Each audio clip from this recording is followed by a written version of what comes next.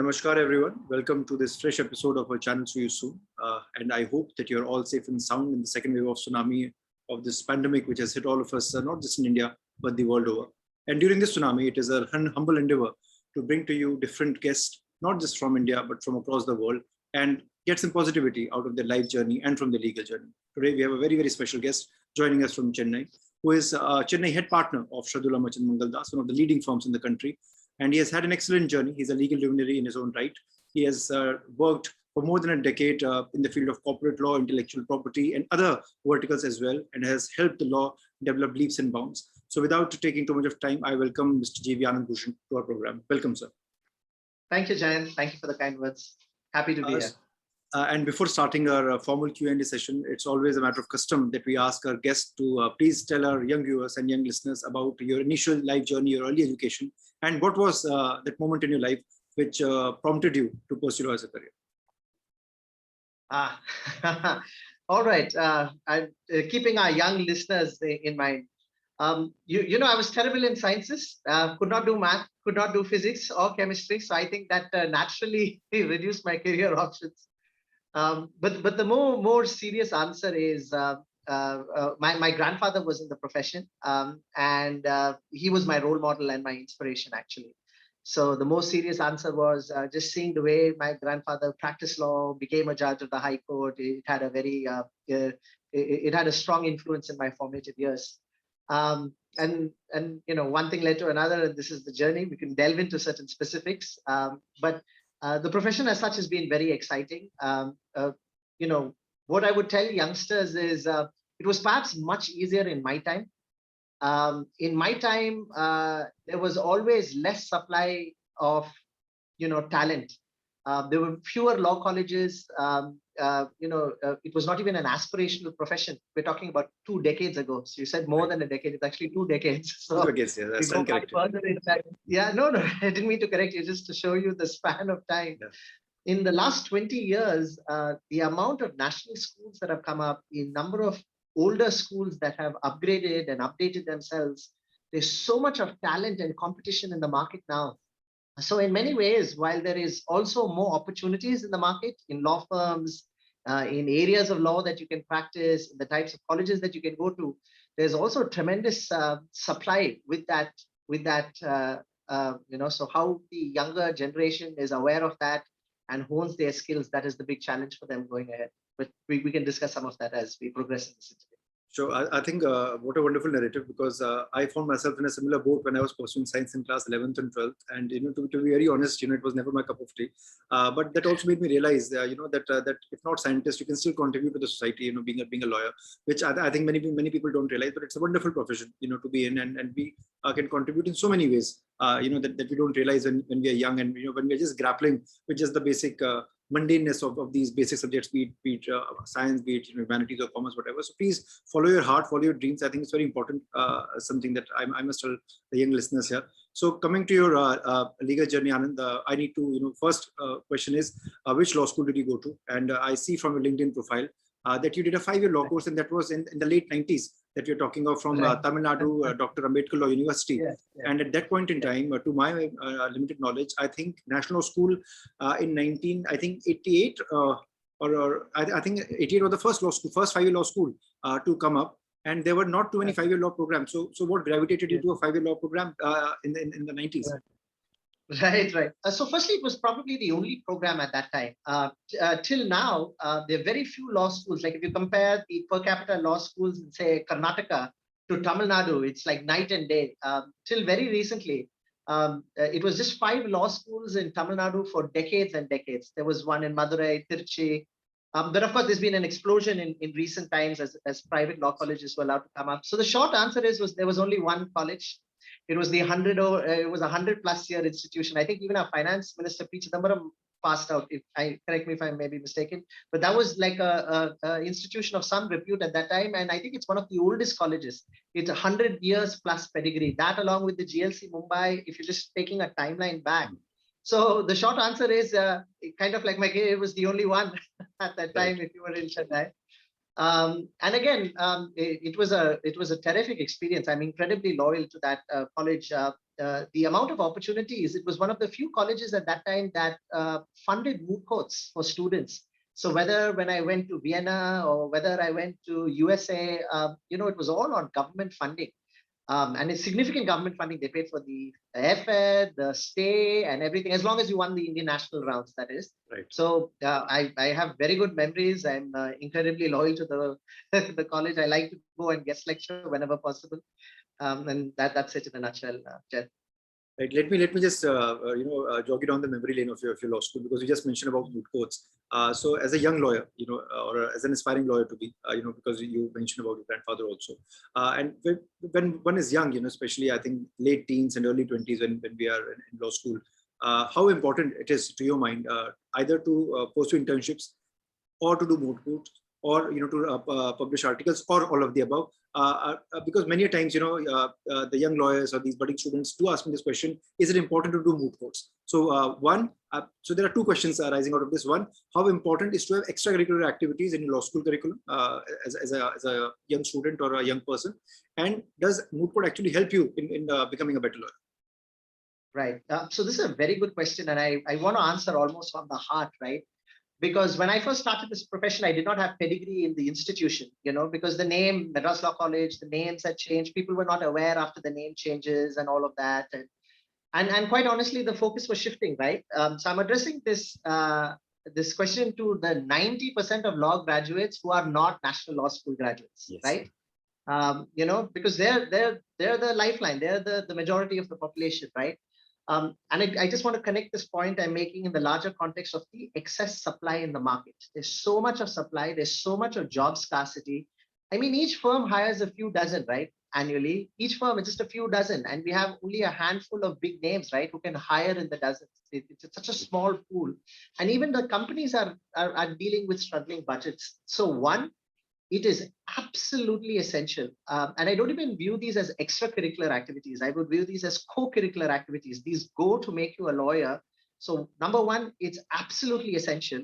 It's absolutely essential just for the nature that every person you're competing with is intelligent. Every person you're competing with in the space is going to be willing to burn the midnight oil. So it's how much you distinguish yourself in the competition.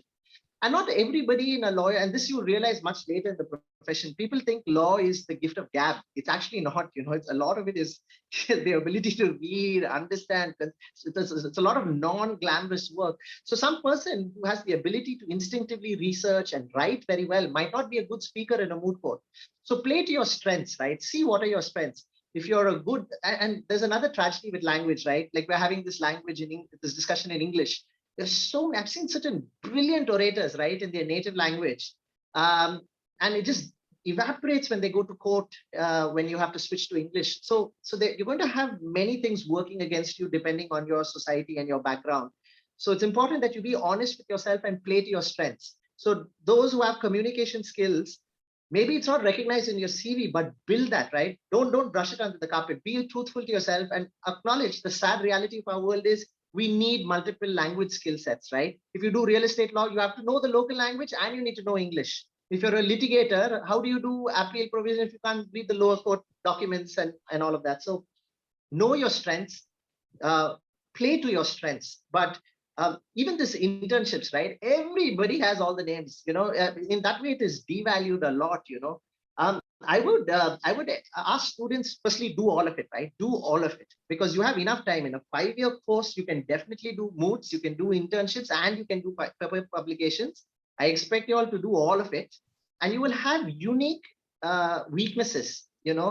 I'm mathematically illiterate, right? I feel the difficulty today when we do corporate disputes and I have to understand a profit and loss and a balance sheet. I rely on my team to then explain. So some weaknesses have continued through, but it's important that you're at least aware of it and try fixing these gaps. It's easier when your mind is nimble and when you're younger. So fix these gaps, but play to your strengths and be honest to yourself, what you can do, what you cannot. So you're kinder to yourself. You do your first moot court, you get hammered by better teams. It's okay. You try publishing, you cannot run past 3 paragraphs. It's okay. This and all I learned much later in life, but be kind to yourself. It's okay to fail, but it's okay to not try. You have to keep trying, so it's okay to fail, but keep trying is what I would tell them, and keep trying across the field to distinguish yourself from the competition.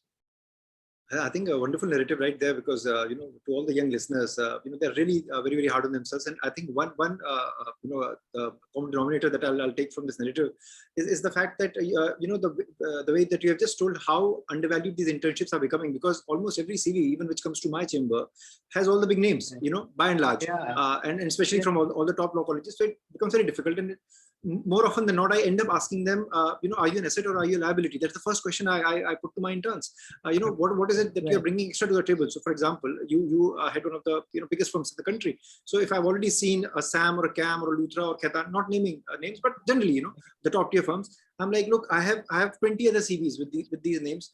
What do you have to offer? So, I think we have to find a solution, for a younger generation, because they are under so much stress. More today than they were, I think, 20, 30 years ago. So do you have any solution in mind that can be offered to them? Because, not just with the multiplicity of law school that you rightly pointed out, which has gone up, numerically over the last years, both in 5-year and 3-year, and I think India being a very unique country offering both these courses. So how do we grapple with this? How do we give them the confidence? Look, it's okay, do these internships, but then we keep thinking, think out of the box. It's a very corporate term when we say think out of the box. So how do these young people think out of the box? Because these are the only boxes that they will pick for an internship. Right. So the problem is at both ends, right? It's at the student's end and it's at the firm's end, right? Because at the firm's end, quite honestly, the partner level people are caught up in their own delivery life cycle.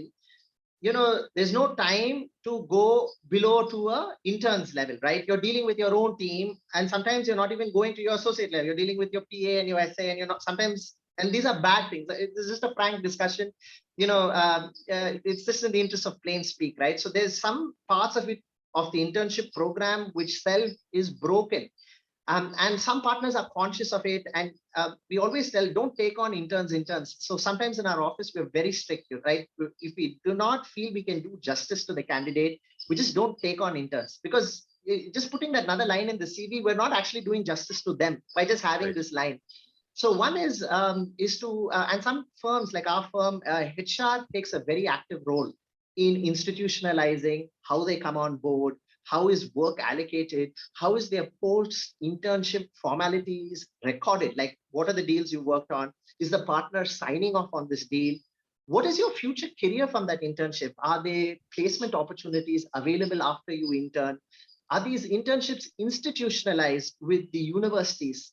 So, of course, Sam has the scale and size to do it, but there we benefit from having an organized HR, which even if you're lazy, the intern has the institutional framework to get work out of you, right? And that goes into my second point, right? The burden is always on the intern, right? I would expect that while we've covered the flaws in the law firm setup and how to remedy it, and you remedy it with good institutional process and accountability to show that they've actually done something. The point is, you will not have this luxury in many firms, and that's not a bad or good thing. It's an opportunity, And I tell them, approach your internship like you're applying for the job there. Don't think you're a second year student. When you're a second year student, third year student, you think your whole life, 2 years feels like 20 years at that age. It's not, right? It just goes by in a blink of an eye. So, time is short. Time is very short. Apply it like the way you are doing it. Treat your internship like a job. Treat it like you're on probation and you're applying for a job. And people may give you work, people may not give you work. It's your duty to keep following up. Even if somebody snaps at you in that moment, even if a junior person, stop bugging me, in the long run, everyone respects a young, ambitious attorney who says, give me work, I'm here to do it. You might find him annoyed in that moment, but you'll have great respect for that person, because that person stays in your mind. Because when you go back home and you're like, look at that guy's attitude, look at his or her attitude, let's tap in. So two things for the youngsters. Treat it very seriously, with deathly seriously. It's not like you have an eternity of 4 years left, 3 years left. It just goes in a blink of an eye, number one. Number two, build up a relationship, when you go to a firm, you'll have an average partner pool is around 5 to 6 associates. That's the gearing roughly in most Indian firms. The partner, it's a PA, it's two senior associates and 2 associates. Gearing is anywhere between 1:4 to 1:6 typically. And sometimes you're bounced around partners as well, in your internship program, depending on workload. But it's important for you to reach out and make that connection, find out what the partners are doing. But it's important because the hiring decision comes down to the partner, partner based on a recommendation, maybe from a PA or an SA. So it's important that at least once, even when you come in, when you go, when you do a delivery, it's not brown nosing or anything. It's how visible you try to make yourself. And visibility is not just in a networking concept. It's also in the quality of your work product. And sometimes it's even a growing experience. Maybe they're not happy with it, and you take that positive feedback and you do those corrective measures, and then you check in.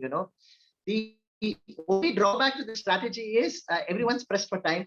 Everyone is very impatient in the law firm setup. How is this? It's important for you to read the room as a youngster, and it's hard, right, to pick up those cues. How often to ask for feedback? Is this the right time to ask for feedback?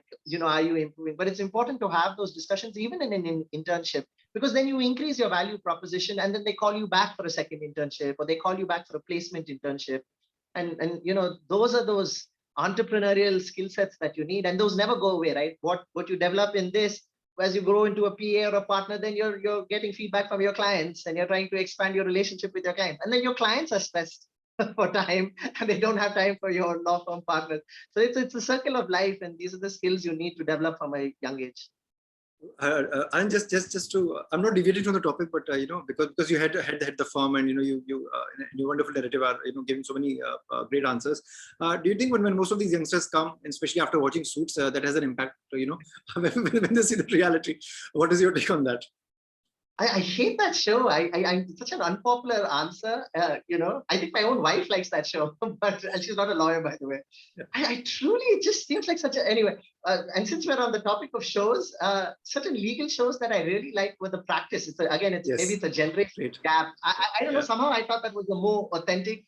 It was more criminal law and disputes, but or even The Good Wife. I don't know. Have you seen that show? I've seen, yeah. I grew up with The Practice, and the Boston Legal was the spin-off, so yeah. Yeah, so I don't know, but the youngsters love it. The guy's a legend. Harvey Specter's a legend. It's an unpopular. So again, I showed I'm not the millennial generation as well. I've given an unpopular answer. Law is not like that. Glamour is. There's very little glamour in the profession, and the glamour, when you get to taste it, is much later on. So people who are able to practice deferred gratification succeed in the long run, and succeed handsomely.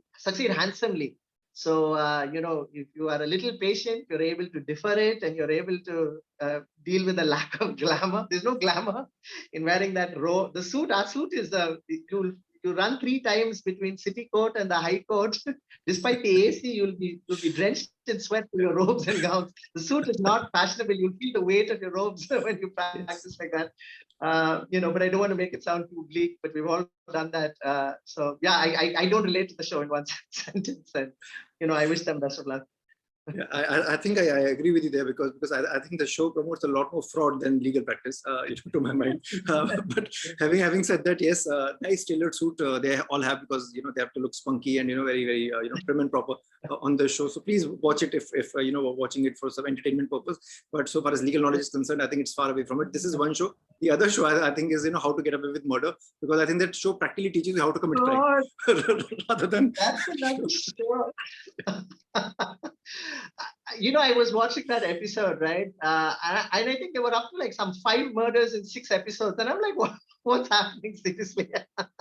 I think after the first season, I'm like, I'm not watching a professor telling the students how to, be an abettor to a crime and how to commit a crime. I'm like, this is not done. There are certain good shows, and I've enjoyed my masala shows, like Boston Legal and all. It was good entertainment. It was good, light-hearted entertainment. But there was no presumption ever that it reflected reality, right? But I think the younger generation, like you go to many of these legal blogs also, no? Mr. ABC is the Harvey Specter of XYZ. Right. Even he doesn't probably think that. Probably offended by that comparison. But again, I'm making myself very unpopular, and your viewers are like switching their video to something more interesting right now? No. I'm sure. I think they'll be hooked to this answer, because I think you and I together are endorsing that. Look, watch it for the entertainment value, but don't watch it for a legal value, because there is none. But having said that, let me quickly now turn to the next phase of your life, where you gravitated to pursue masters, and you're also a Fulbright scholar. So please tell our young audience, what made you decide for a higher degree, an academic degree, number one. Number two, how to go about scoring a scholarship, because I think that's very difficult to come by, one. And not many students have financial, crunch and, burden from their family side, to how to go about the scholarship. And question number three from this is, many times I'm asked by these young law students that should they pursue masters to get a job abroad? What is your take on that? So 3 questions, right? So the first thing is why, right? And people should ask themselves that very importantly, why? Mine was, we have different weaknesses in our careers at different point of times, right? It's a very cliched interview question, right? What is your weakness? It's a very annoying question. Yeah, I'm going to tell you in an interview process, my big weakness. But it's something we should be aware of, because our weakness changes, and depending on which career path, you have different weaknesses. Like I would say today, my weakness today is not sufficient financial awareness. No, I'm not talking about just the regulations, but the ability to read numbers and pry open. So I understand mismanagement operation, but how does that relate to balance sheet and profit and loss accounts? It takes me so much longer than it should, right? So at that point of time, early in my career, one of my gaps was in international law. I could see everything was going to become integrated because of technology, right? Our IT Act came about right when I was graduating, 2002, yes. 2000 Act. But by the time it was permeating in consciousness, it was 2002. So at that time, I had to pick a gap was the reputational issue of which college, the ability to advise on international matters, the ability to advise on technology laws. So I could predict those trends. And again, many predictions go wrong. It's just I was lucky enough that those trends really happened, right? Like the dot-com bust could have killed technology. It didn't. Technology snapped out of it, and now everybody's trying to become a technology company. So the why for me was a weakness that I was trying to plug. It should not be like, oh, after I finish college, I should do a master's. The weaknesses can be many different ways. Depending on your career path, a CA or an ACS background might have much better practical implications today. So always I will ask the youngsters to be honest with yourself. Why? Your daddy is rich and all, and you have money. It's a great experience. America, go enjoy, drive your car, one freeway drive, that memory will stay with you for life. So always ask the why. I personally feel it's not worth the money. If you are to pay for it, at no stage it's worth the money. There's no sense starting your life out in 40 lakhs, 30 lakhs of debt. Because maybe it's a philosophy issue. This is a profession and a business. We should never shy away from the business aspect of it. We say it's a profession, it's a noble profession, all that 100% true, but it is also a business.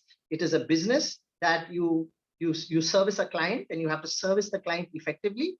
And it's a business in the sense that you need to be remunerated effectively so that you take care of your needs and your family's needs, right? And in India, we're shy of money, we're shy of a business, we're shy of even acknowledging that it's a business. We should not, especially youngsters should not. I rather take that 30 lakhs, 40 lakhs and invest it in myself. Maybe if I'm in a cutting edge area of law, I open my own office. I pay things on courses now. Like, for example, data privacy is such a hot word. There's the CISA, CISP, there's so many certifications, right, which sets you apart. Or like I said earlier, traditional fields like a blending of an accountant, come a lawyer. There's so few of those in the market still, because nobody wants to take the effort, right? 5 years of law college, internship, articleship, nobody has the endurance to do these courses, But a lot of these have a disproportionate yield compared to an LL.M. And ACS, if you're going in-house, a company secretary puts you as a KMP of the executive committee, right? You become a key managerial personnel. It gives you that much more clout in-house. So again, first question, ask why.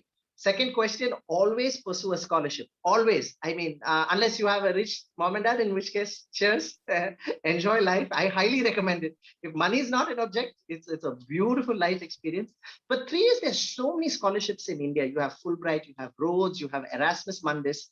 Each top university has its own. I think Yale has its Apple, NYU has some Hauser Strauss. I mean, I'm not able to recall the name, so much time has passed. but each university has this specific scholarship program. Apply. At some point, it's a numbers game, right? There's a set formula. You've done this many paper publications, you've graduated at this grade of your class, you've done this many moots, this many international. You'll know where you stand in the pool, and apply it. And money is better spent on yourself rather than in a traditional university, especially in this environment. I think that's a very, very good point, because I unfortunately took up a loan, because I had to, again, no rich dad there, but then my father was like very, very specific, coming from a government service background. He's like, take the loan, and you must know then how to make money and how to pay it off. And that landed me in my first job in a law firm, Clyde & Co in Dubai, where I was able to quickly repay my loan. But that was I think more of a stroke of good luck also. But that's a blessed career path, right? Yeah. But wasn't it so taxing to graduate with loan, right? It was because US education, how it's at my point in time. I think you did it which year? Your LL.M? 2006. 2006. I did mine 7-8. I graduated in 8, and I remember the tuition fees was about 40 to 45,000 US dollars. And I did this program in Singapore because NYU had just launched this NYU at NUS back then. And one of my friend from Uganda, she would always tease me. And, because she had gotten a scholarship from her government and she had come, and I was one of the unlucky few who did not get a scholarship, but I wanted to do this program. And she would say, Jay, she would call me Jay, everybody there, like, Jay, you are a millionaire, but in debt. So, that always hurt me. And I'm like, no, look, I have to find a mechanism, one, to find a job, one, which is well paying, and second, which will enable me to, quickly repay this loan. So I'm in complete agreement with you that wait your time out. If you can get a scholarship, well enough, even if not a partial scholarship, I think goes a long way. If you are financially burdened, or you're in a spot. That brings to my third question, Anand, to the LL.M, because many times these young students are asking, should we just go abroad, because will that guarantee us a job? And then my answer to them is that please don't do this, because I think it's an academic degree. But what's your answer to that? No, absolutely not. There's nothing as a guarantee of a job in that sense now, right? You're from the top national law schools. It goes back to this, and this was a pre-COVID phenomenon, right? So Corona is an aberration, right? You see the numbers dropping in Delhi, Maharashtra. It's peaking, unfortunately, in the South. But these are aberrations, right? Human nature will find a way. But there's a perfect storm coming, right? We're entering this weird economic cycle where even if there's economic growth, it's very unequal economic growth. It's a jobless economic growth. And it's heavily driven by AI and automation. And these were trends before Corona. So just forget about Corona right now. And Corona will haunt us long term for at least another 1 year or 2 years. It's going to impact recruitment. It's going to impact hikes, because it's hard to know. Law firms surprisingly have done very well, right? But eventually you are tied to the larger economy. You're tied to how well your clients are doing. And there's a lot of undiagnosed pain. And nobody knows the depth of that pain because there are moratoriums everywhere, right? So the level of the pain and the depth of the pain, nobody knows. But we're not even talking about any of that now. I'm talking about pre-Corona, this economic, this very unequal economic growth cycle driven by automation and AI. Let me give you an example.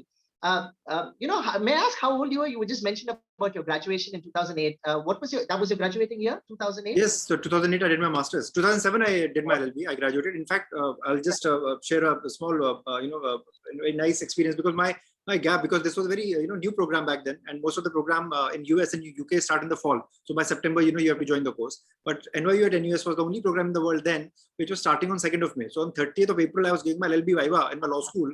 1st of May, I was in a flight, and 2nd May, my master started. So I only had 1 day gap between my LLB and my LL.M course. So yeah, nice. Back then, it's a good experience, and college days are memories to cherish.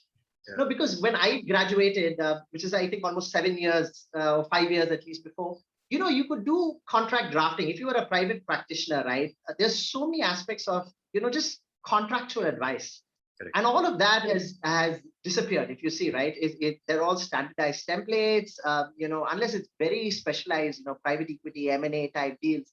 Otherwise, if you see, there's so much of standardization crept up. Your EULAs, your terms and conditions, your employment agreements. Companies have standardized that so much. There's very little actual advisory going on in that space. Right now in our generation, another area that just disappeared completely was compliance architecture, right? You'd have people who were responsible for ESI, PF, these are your things, environmental, EHS.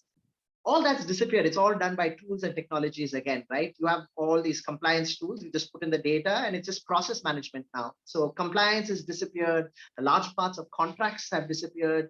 Even the renewals are done by tools and software. As we speak, the way you do due diligences on companies, on targets, that is disappearing in real time. If we have this discussion 4 years, 5 years from now, large parts of billing of law firms are two legs, right? Your diligence and then your actual transaction documents. You'll find the diligence part also evaporating through technology. So what is the guarantee for a job? Every youngster, have a healthy dose of paranoia and try to just be hyper competitive, because aim for a job, but 50% of your mind is always as an entrepreneur, and see yourself that if this job doesn't pan out, it's not the end of the world. I start myself as Mr. or Miss ABC and see how I try to dominate the marketplace. There's drone regulations coming out. There's third-party intermediary liabilities coming about. Newer laws like the IBC are changing on a weekly basis. These senior lawyers, old lawyers like me, will take time to catch up with this. As a younger generation, you and I will become equals in these newer areas of law. So don't think the job is the be-all and end-all. Don't shy away from the words of money and business, and train your mind to be 50% an entrepreneur, so that if a job doesn't come or your pre-placement offer doesn't pan out, be mentally tough and keep this. The law is a profession and a business, and learn to hone some of your business skills, your entrepreneurial skills, and it will give you that mental toughness to tide over different times. I think that's a wonderful explanation, and because as you mentioned, plug the gaps, and that's what normally an entrepreneur does, because you have to think of the possible gaps and provide a business solution, to a business problem. That is one. And I think the other takeaway that I get from this is how quickly things are changing. Because even in the last year, we are so used to seminars, and now we are quickly switched off to webinars, and there's so many of them. And I know so many young students, who have just started their own either their own YouTube channels or their own organizations, or their own think tank policy, and I'm amazed at how quickly the youngsters are catching up with these new things. And I think that is something to think about. So I think the very good takeaway that I got from that answer is, please do not stress yourself, but think. The other thing you rightly pointed out is the business dynamics of the profession, which is unfortunately not taught in our country. And I always keep asking myself, and really, and I'm in complete agreement with you there, because many times when I'm going to the law schools to give lectures, I ask these young lawyers, and sometimes the faculty also, that look, we have a course on business law, but we are not taught the business of law. When are we going to do that? Because it's high time. See, law firms, in-house in-house counsels, UN organizations, MNCs, NGOs, etc. Everybody has this basic expectation that you must know things. But if you do not tell your students how the business work in the outside world, and just make them with rote learning, I don't think that's going to take us anywhere. So I think we need a overall development in an education setup also. I think we need new courses to be introduced in the law school curriculum. What do you think about that? I just wonder how much of this is theoretical and practical, right? But certain basic aspects, right? Of lawyers advise so many startups, right? But the mind is so much focused on the procedural aspects, right? ROC, MOA, AOA. It's not like the ideation process of it. How do I start it? How do I pitch a brilliant idea? And I feel that's a foundational issue throughout schooling. I think it's changing, because when I see some of my friends and colleagues, they're younger children, they're teaching them these aspects, right? I feel there's a cultural issue, in India, that profit is a bad word. Making money. Oh, you're a youngster. Why do you want to make money? But a youngster only wants to make the most money. His own life, his or her own life is ahead of her. So there's such a bad cultural ethos, where a lot of bad practices are going under the guise or disguise of it being a profession. A lot of juniors are not paid well. I'm talking about 80% of the practice, right? Forget law firm life. 80% join individual chambers. And there's a lot of I was not paid, so why should you not be paid? What, just because you were abused, you don't perpetuate the cycle. So I do not know how much of it education can fix. What I would tell youngsters is, And it's important, right? Because a lot of times some seniors are very secretive about their pricing, right? It's like, oh, I'm not going to let people know how much I make. But if you're lucky enough, you can phrase it as a service, okay? Because end of the day, the invoice needs to be raised. You, even if it is a fixed bid, if it's a T&M, you need to reconcile the invoice, the pro forma. Plug yourself into that ecosystem. Learn how it works, right? Learn. There are many parts of the ecosystem that happen outside the traditional practice of law. We're talking about the business of law. Yes. Learn how it is that your networking is not going to a seminar and exchanging cards. Very few business is created by exchange of cards. So if your partner, your senior, your chambers attorney is open about it, have those discussions, right? Or you don't even need for him or her to tell you, right? You can observe. You can find out in casual discussions how somebody became a client. Keep your eyes and mind open to that. Did they become clients because they were friends? Was it a business referral? Was it a trade association meeting? Don't tune out during those discussions, right? When you're a youngster, don't tune out. Wait for, oh, this is my red line. I mark up this draft, give this opinion. No, be alive to what's happening around you and notice how your senior is building the business of it. Is he doing it through friendships? Is he doing it through trade associations? Is he doing it through referrals? And you'll find out the answer is always a combination of that. And then find out how the revenue generation aspect of the business goes. Don't be snoopy. Don't go and invade privacy. Just offer your services. Be helpful. Everybody needs help with invoicing. Lawyers are horrible at invoicing. We'll send 2 months, 3 months invoice at a time and annoy the client. Client will be like, don't annoy me. Please do it. Give me it on a monthly basis. We're all guilty of these bad habits. But, phrase it like a service, and that knowledge will come to you automatically, right? When you start knowing what makes the business run and you plug yourself as a useful component of that business, right? Maybe it's as simple as helping build the website with content. Website is not about us and Mr. ABC is this. Like some websites are such phenomenal fountainheads of content, right? You Google a point, it goes there. It just the amount of traffic, and you know who I'm talking about, right? There's just one site, and then there's like there's a big gap, and several come after.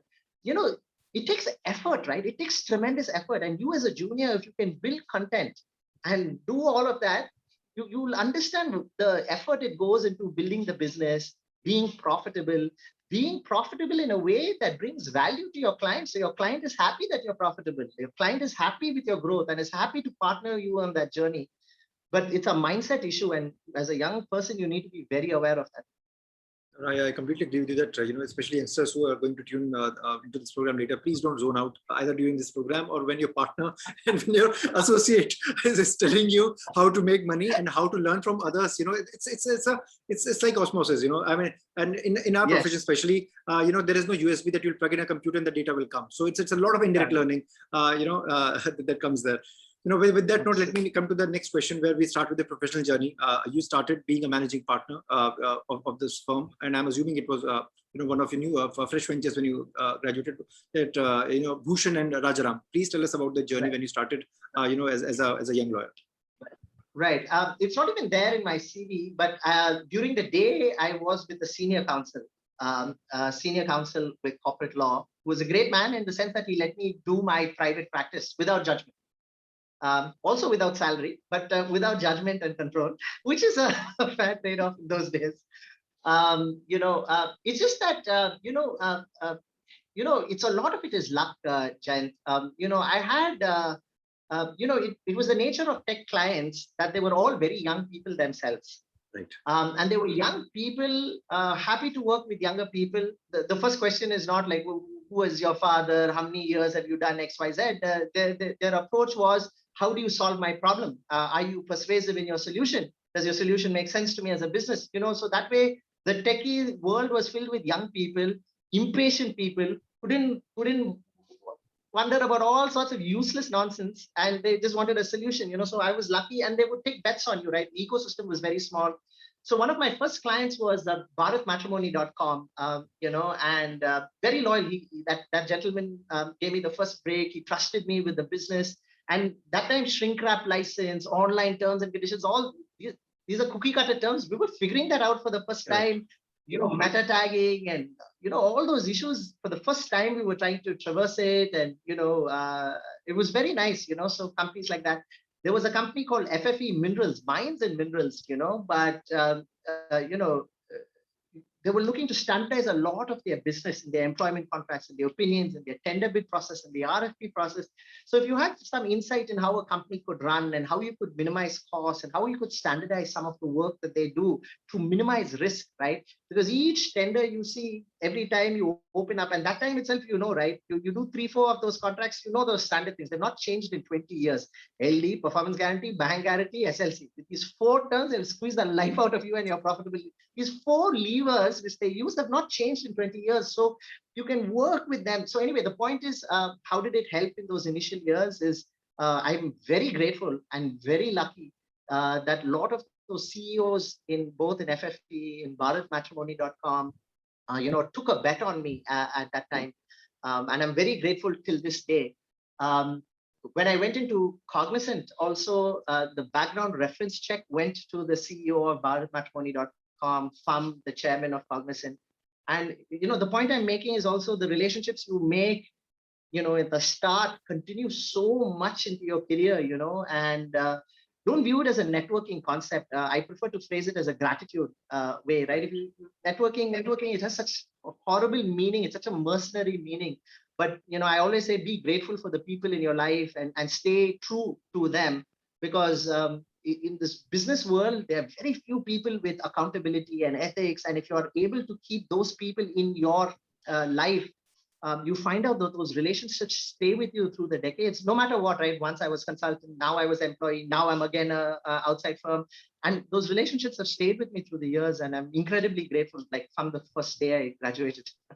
And this is a very important takeaway, and I must add something to it that, you said the term networking, we use it too much in a commercial connotation, and I think that somewhere, derails the whole concept of, if I may say so, the nobility of the profession, besides being a business, as we discussed earlier, because, we have to understand that when we are interacting with other individual or a human being, it don't have money in your mind. I mean, money will come if it has to, but the relationship that you're going to build, it has much more to offer than just money or monetary remuneration in the longer run. But having said that, let me come to your journey to Cognizant, where I think you almost spent a decade, and you rose to the ladder, and you were the general counsel, and you at least had a lawyer of 65 lawyer team, if I'm not wrong, across different verticals. 80. Yes. So please tell us, how was that journey, when you joined Cognizant and rising all the way up to being a general counsel? What are the challenges? What are the stress points? And especially for a young viewers, if they want to be in-house lawyer, how to go about it? Right. As a lawyer, don't stick to your job description. Okay. The job description is your starting point of what you do. It's the bare minimum. All right. There's so much value you can add at anywhere in the process, right? Since this is an in-house query, I'll stick to the in-house aspects of it, right? People who are working with the companies.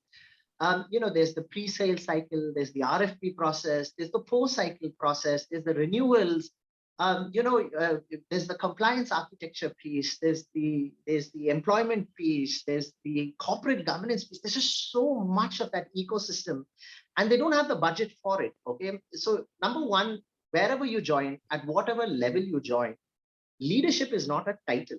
That mantra has to be internalized. Leadership is not a title. It's not an age.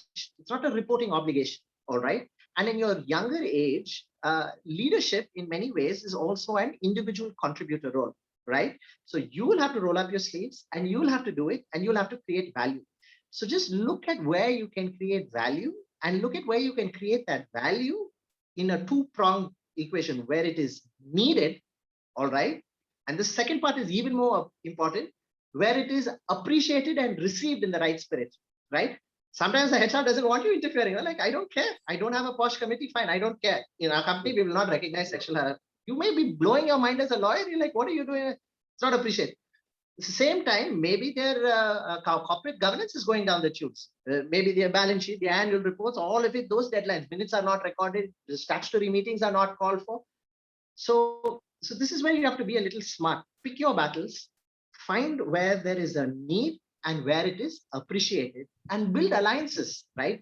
Build alliances within HR, build alliances within finance, build alliances within your business teams, because you should not be viewed as a cost center, a roadblock or a hurdle. You should be viewed as, they should look at pulling you in for their meetings because you're the problem solver. That is the perception that you should have. And it's not a factor of age. Whatever younger age, do it. And that should be your DNA throughout. Okay. So as you grow older, you will inevitably get your team, you'll get your management ability, you'll get your management expertise, and then you get to spread your wings organically. You can grow geographically, you can grow across practice areas. And there's a risk pyramid, right? Like Maslow's hierarchy of needs, right? Where food, shelter, the basic things, and then there's like aspirational. Even a company will have a risk profile.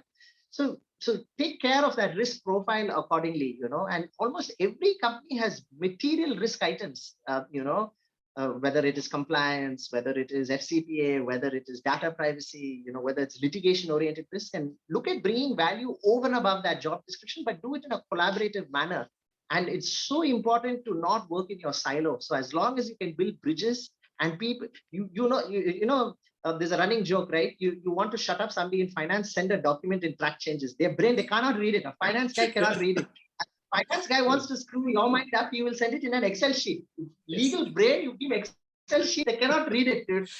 Excel sheet with 2 tabs, lawyer brain is not able to understand. So don't get caught in your respective silos, work collaboratively and let them view as allies, and you'll see your career take a very good trajectory.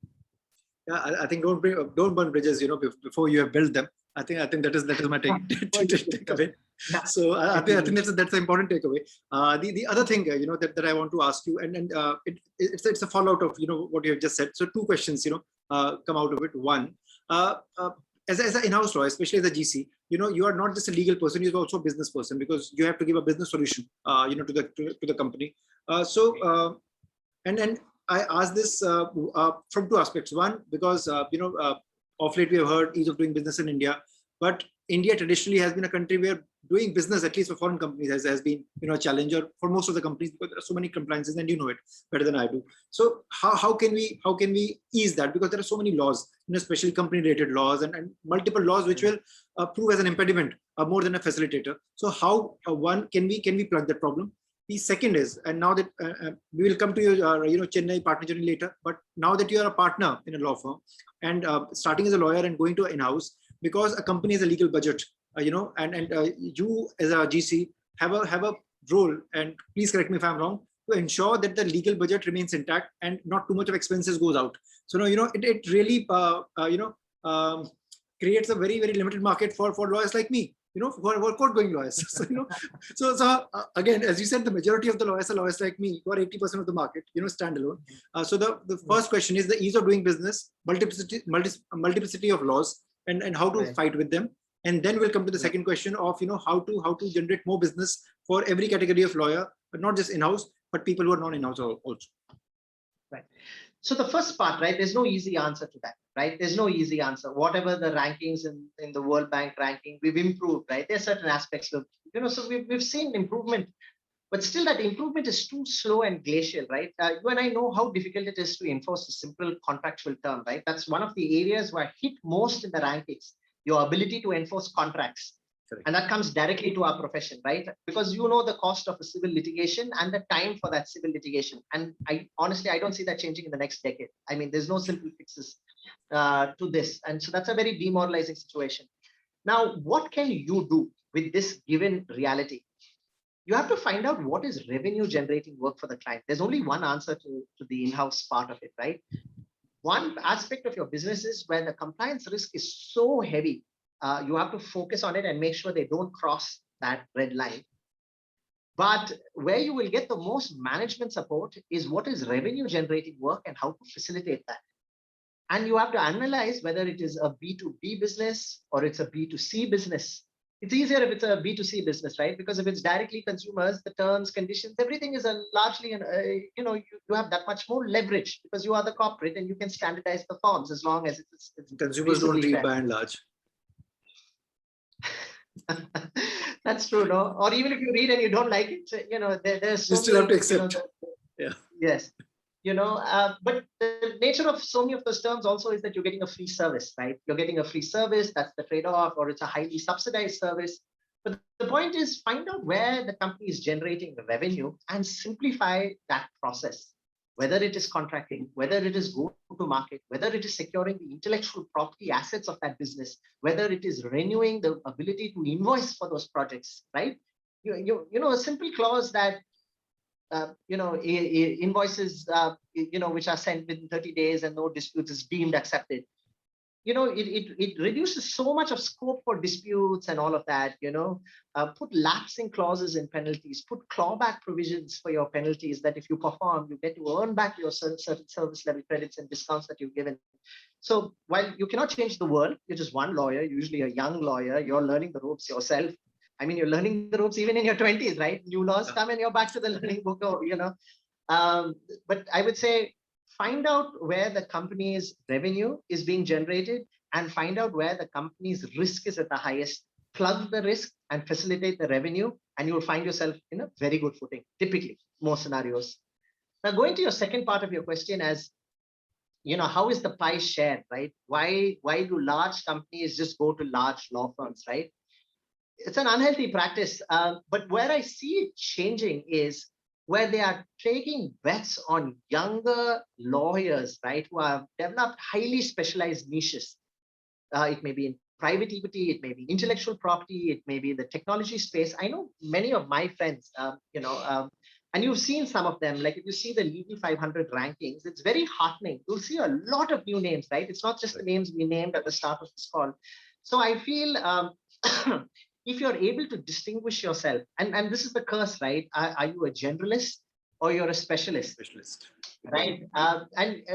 Everybody would like to be a specialist, right? It's easier, right? If I'm a specialist, I've advised them before and I can replicate it, right? It's easier for me. It's competitive for the client, but is the market strong enough to pay? So you're forced to become a generalist because of the monetary aspects of it, because you have to do more work to sustain your practice. And that's the contradiction everybody faces in the profession. Even in law firms, they face this profession. I found a lovely article that explained this strategy so well. It's called a T strategy, okay? So you need some level, the top part of the T, you need some level of generalization, but you definitely need one area of specialization, the bottom part of the T, that depth. So while you cannot be a lawyer today without knowing certain aspects of corporate, contracts, and litigation, it's inevitable, but you need to eventually know what you're known for. Is it tech? Is it intellectual property? Is it mergers? And as long as you can create that brand name, you will still have that generalization, but you will have that unique identifier that makes you different, sets you apart from the competition. That is your opening to that dialogue. You're perceived as a thought leader, you're recognized as such a thought leader, and then you're invited to do business with these larger corporations. And I've seen that's what's worked. And if you just see the Legal 500 rankings or the chamber rankings, you will see so many of those new names reflected in that. I think that's a very honest answer. There is no easy solution to this complex problem, but I think we're all in it together, and we have to find a solution which can pave way for at least the future generations. Having said that, I have a very a question from a internship perspective, because you were with Cognizant for almost a decade. I don't know if they have an internship program or not. Maybe you can tell us better. But tell me this: when I see people going to a big company for internship, they are still with the legal team. And Right. Again, coming back to my question, because when I say the business of law is not taught, and even when you're stuck with the legal team, not stuck, but you're working with the legal team in a in-house position, I think I don't know how that Cognizant work. Perhaps you can shed a light better. But I think for an overall growth for a young lawyer, they must also work in different verticals to understand what are the problems that they are facing vis-a-vis the legal team. Because the way you said that if you have to level scores with the HR or a finance guy, you send in track changes and then they'll send you the Excel sheet, and it is right, because I know my friends who are in-house lawyers, and this is a unabated problem that it's a jargon problem, industry jargon. We like to speak in jargons. And till the time a young lawyer or a budding lawyer does not understand the dynamics of a business or what the business is proposing a legal team to do, and then legal team keep trying to find an answer, I don't think we're going to solve any problem. What is your take on that? See, it depends on how. Some youngsters have a very clear mind. They have such laser focus. They know exactly where they're going to be. And I did not know what I was going to do or what I was going to be. So what you can do is it's your own journey, and the answer will vary for what is your journey. some people don't know if they want to do in-house. Some people don't know if they want to do a law firm. They don't know if they want to go into the judicial services, government services. So that time, an internship is a very valuable tool to check out the ecosystem firsthand. Is in-house life for you? Is a law firm life for you? Like you go once to a law firm, once to an in-house, and you'll see the cultural issues and the cultural differences. Some will be positive, some will be negative, right? But when you see those things real firsthand, it helps you form a decision. So I would always recommend at least do one law firm and definitely do one in-house, because you need to get a flavor of it firsthand to know if you want to take that decision. A lot of people do judicial clerkships if they're lucky enough, right? Do all of it, because, if you cannot experiment at the start of your career, when are you going to experiment, right? Correct. So now is the time to be flexible, be open to new experiences and try it out and enjoy. Life is a journey. So I for one would be like, try everything. The youth is the time to try everything. Youth is the time for failure. You have nothing to lose, right? If you lose in your old age, you'll have like a wife, family, children. There's a consequence. In youth, you have nothing. Why fail? Shrug it off. Your ability, it's not like you're a great risk taker. There's no consequence to risk. So you can try and experiment and make use of that, because the minute you become 30, 31, 32, you realize your dynamics have changed so much. So I would tell youngsters, especially this new generation, please don't listen to parents and buy house, house EMI. Please don't get caught in that nonsense world. Rental properties are the best value for money investment now. Don't chain yourself to one city. Be mentally flexible. Be flexible in areas of law. Be flexible in practices of law. Be ready and have a nimble mind and adapt to the fast changing scenario. Corona, I'm not worried about Corona, the crisis of lockdown and disease. Corona is going to accelerate a lot of the trends that we discussed earlier, and how adaptable you are to that. And that is that flexible, adaptive, nimble mindset that you need to bring to the table. It's very easy for me to say it. It's very mentally taxing for a youngster, but that's the DNA you need to bring to the table. Yeah, I think very rightly put, how to have a positive mindset and how to, and you automatically carry, lesser baggage when you're young. So, whenever young listeners are tuning to this, please ensure that, don't unnecessarily take stress and try as many things as possible. I think I'm completely with Anand on this. But let me take this to the next leg of your career, where you have joined, Shardul Amarchand Mangaldas in Chennai, and you are the head of the firm. What made you take the transition from being a GC to this firm, and how has it changed your way of thinking, as a firm head, then as opposed to general counsel? So, I've always liked starting new ventures. So I started the legal team in Cognizant, and I was grateful to be given the opportunity to start this office by Mr. Shaw. There's not much difference actually between in-house and law firm roles now anymore.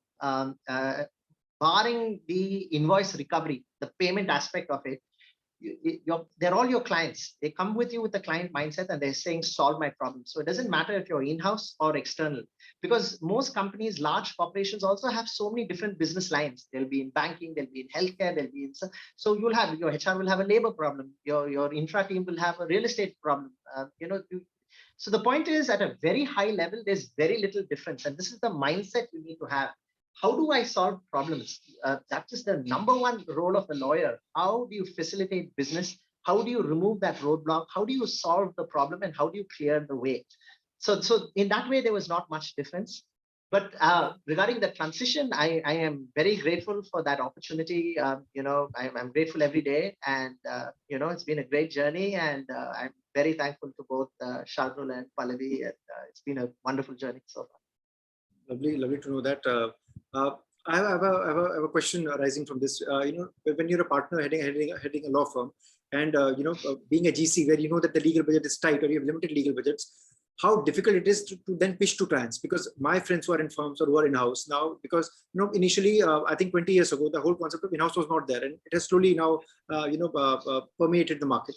And having said that, now every company has a legal budget, so people who are initially working with firms have now switched, and then gone in-house. Vice versa, people from in-house have gone to firms, and that has created a lot of, I would not say financial divide, but a lot of intellectual and legal divide, saying that if we can get this work done in-house, why give it to a firm or why give it to a lawyer? So somehow, do you think there is less work or more work for lawyers like this? So, it's a natural evolution. any work, typically, this is the formula. If the work is frequent, all right, it is frequent. And by frequent, I mean you do it at least 4 or 5 times monthly. Odds are it is inevitably going to be made in-house. There's just no sense for it to be with a law firm. So you will see large parts of contract advisory, commercial advisory, labor, HR, all of that will go in-house. It is inevitable. So any revenue generating work, now it makes no sense. So the in-house guy is doing a grave mistake if he or she is not taking it in-house. So now what does this mean for a person on the outside, right? A law firm guy. So the law firm guy needs to identify who he or she is pitching to. Now take intellectual property. Large corporations, right, in the tech space have full-fledged IP teams, right? They have the ability to file, draft, and prosecute their patents because their teams are that sophisticated. Certain companies, even in the automobile space or the pharmaceutical space, might not have it, okay? Because the teams are not that big. So understand that even if it is sometimes crucial to the business, it is happening frequently, capability may still be lacking. Private equity, mergers and acquisitions. Even if a company does 3 to 4 acquisitions a year, they're hesitant to build M&A teams because to do an M&A is enormous activity. You need at least 3 to 4 people doing the diligence, the transaction documents, the post-closure formalities. So understand your client, understand work that is being done on a daily basis or on a monthly basis. All that is going to disappear. There's no use. If your practice is dependent on such work, it's going to go. You're on your last legs. Focus on work that is high paying and highly niche and highly skilled. So intellectual property, tech advisory, M&A, litigation. No in-house guy can ever do litigation. So position yourself in areas where in-house, even if they want to go, the cost and the barrier of entry is so high. You cannot do M&A. Even large companies which have so-called M&A teams, a lot of the heavy lifting is still done by the outside law firms. So position yourself smartly and understand the business. Thank you very much for that answer. And I just have 2-3 more questions because I know I'm taking a lot of your time. But just to before the end of the session, it's just this that I know that you have a deep interest in cyber law, data protection, and other things. So quickly, because we still are awaiting the Gazette to be formally notified with our own data protection bill. How do you think it's going to be a game changer vis-a-vis what we see in EU and other countries? And how can a young lawyer or a fresh graduate can pursue this as a career? Right.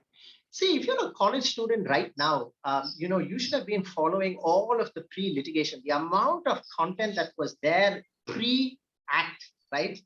The Sri Krishna Committee reports, the white papers, the industry response. There's a huge volume of jurisprudence already. You should be knowing all of this at the back of your hand already,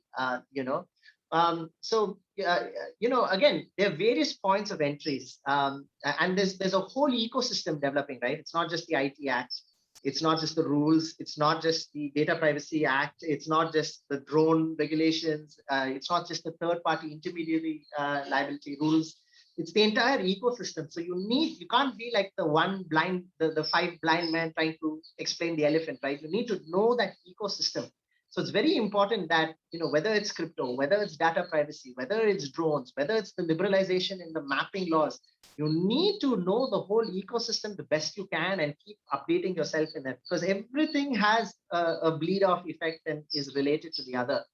Now, how is it going to be a game changer? I don't know. India has a very difficult question to ask of itself, right?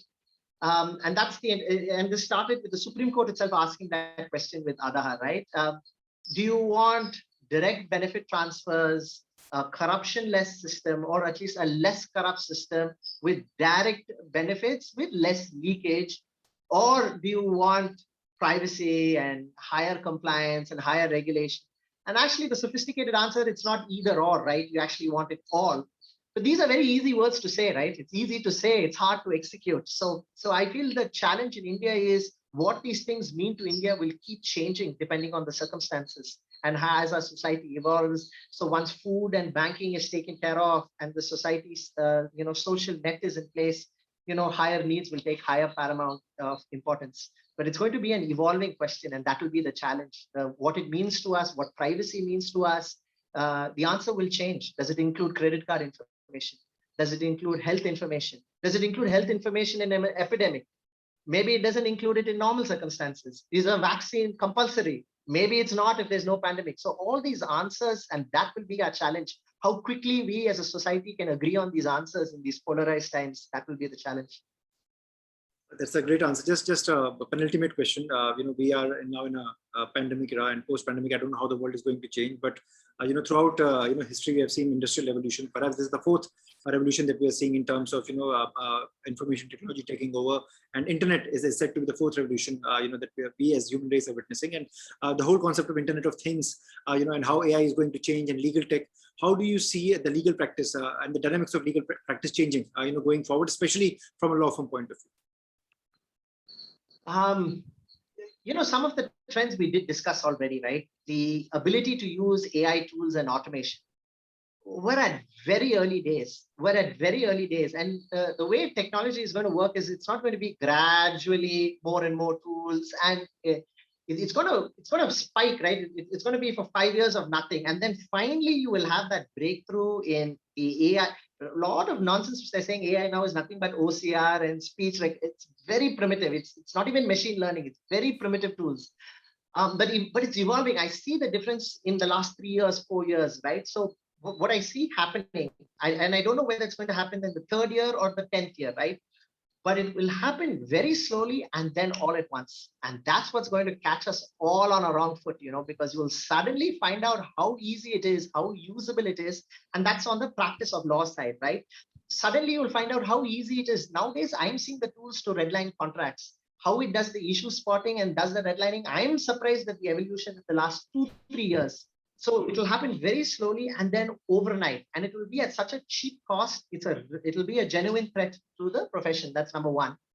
And number two, there's very interesting stuff happening in your ability to compute judgments. So if you see the whole idea of smart contracting and blockchain and using that for contracting, if you marry that in real world contracts, a lot of the litigation and contractual disputes will also go through a dramatic evolution. So, and all of these are so many diverse forces, right? Blockchain, artificial intelligence, your traditional software, automation, it's all coming to a pass. So it's going to happen sooner than later. And, I'm a bit of a skeptic. I'm a technologist, right? And people say, technology has always led to creation of more jobs. I will challenge that proposition. Technology has led to economic expansion, which has led to more jobs. But a human being's output is only twofold. It's your labor and it is your mind. We've already substituted labor off the marketplace. And once you substitute the mind out of the marketplace, it'll be an interesting concept of, what is the value proposition? And if you ask me, you're smiling already. There's already an answer being proposed, and that is universal basic income. I mean, how far we want to go down that road and how quickly that world comes upon us is the question post-pandemic to be answered. Thank you for that. While we are concluding our session, thank you so much for your time. I know I've taken valuable billable hours of your schedule today. So sorry for that. But again, having said that, I think that was at a cost of enriching our audience and learning so much from your great experiences. And before we close, we always ask our guests for a closing comment for our young viewers. And when I say young, I mean people who are young at heart and young in mind, and not just the youth. So what are your comments and take closing comments from the session? Well, let's continue with that theme of stay young. Stay young, because as you get older, and I'm speaking from my own perspective, right? You become very averse to risk. You become averse to change. You become averse to learning new things. And honestly, I learned. I was challenged a lot by my own team members. I'd like to name him and her. Abhishek and Megha and Akila, some of my team members. They challenge you. They challenge you to step out of your comfort zone, to go to new areas. I remember last year, 2 years ago, how to set up a crypto exchange, learn the rules, learn the laws, and surround yourself with youth. Keep your mind young and take risk and learn new things. It's very easy to say. I'm still trying to live up to that. And having a very good team, keeping you in that frame of mind helps a lot. I think thank you very much for the and also naming the lawyers and then the people who always prompt you to do better. In fact, this session would be incomplete if I don't give due credit to Shauran, who has I think has interned with you, and he has interned with me, and he has been a crucial component to connect the two of us. So thank you, Shauran. Whenever you see this episode, I think the youth is where the right energy is, and they always tell you and navigate you in the right direction. Having said that, we always appeal to our viewers here that if you like our channel and if you like this small initiative that we have taken to increase legal awareness, not just in India, but in the world over, please do like, share, and subscribe to our channel. And this wonderful note, Anand, see you soon. Thank you. Bye-bye.